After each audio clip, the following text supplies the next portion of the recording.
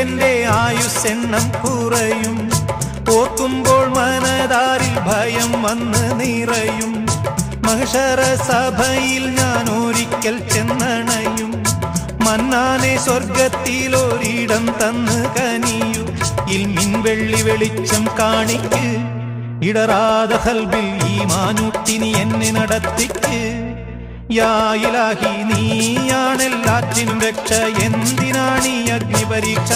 കരയാനും പറയാനും മനം തുറന്നിരക്കാനും നീയല്ലാതാരുമില്ല കോനേ.